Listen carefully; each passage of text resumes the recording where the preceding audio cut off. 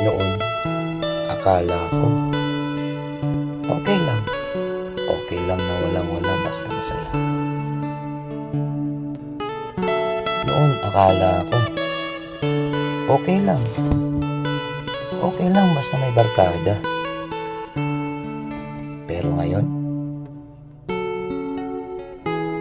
habang tumatanda, iba na pala ang ibig sabihin ng saya.